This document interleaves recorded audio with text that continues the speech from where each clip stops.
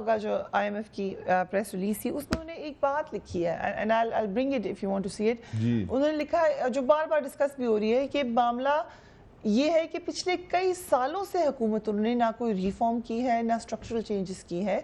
حکومتوں کا ورنیوں نے کہا پچھلے کئی سالوں کا یہ بیک لاگ ہے جو ٹھیک کرنا پڑے گا. سو اس میں تو آپ ایگزیمپٹڈ نہیں ہیں خاقان عباسی صاحب. یہ ان کی رائے ہے، غلط رائے، غلط رائے ہے. کہاں پہ آپ نے ریفارم؟ کیونکہ اکانومی جو IMF کا طریقہ ہوتا ہے وہ اس سے فرق ہوتا ہے جو ایک ملک کو گروتھ دیتا ہے. ٹھیک ہے.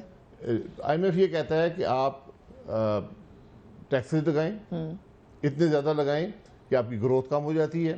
آپ سبسڈیز ختم کر لیں، یعنی غریب آدمی کو کچھ نہ دیں، وہ پیسہ بھی جیب میں ڈال لیں. آپ کوئی ترقی کے لیے ایکسپینڈیچر نہ کریں، اس سے آپ کی ترقی کی رفتار نیچے آ جائے گی. تو یہ ان کا فارمولہ ہوتا ہے. ہم نے اس فارمولے کو ڈیفائی کیا، ہم نے IMF پروگرام مکمل کیا. اگر IMF یہ کہہ رہا ہے کہ پچھلے سب غلط تھا تو ہمارے حکومت کے 5 سالوں میں سے 3 سال تو IMF پروگرام کے اندر تھے. IMF پروگرام مکمل ہوا، IMF نے خود اس کو مانیٹر کیا، اس کو امپلیمنٹ ہوتے دیکھا. پاکستان کی پہلی دفعہ مکمل ہوا، اس کے باوجود ملک میں ہائی گروتھ اور لو انفلیشن رہی. بٹ سر بار بار ہمیں IMF کے پاس جانا پڑتا ہے، بار بار پروگرام لینا پڑتا ہے، اور نہ آپ پہلی دفعہ گئے تھے نہ یہ پہلی دفعہ جا رہے ہیں. یہ 23rd پروگرام ہے. So and you done business, you understand business. کچھ اسٹرکچرلی غلط ہو رہا ہے پاکستان کی اکانومی میں جو آپ کو بار بار جانا پڑتا ہے. غلط ہو رہا ہے کہ آپ کے اکانومی اور پالیٹکس لنکڈ ہوتی ہے.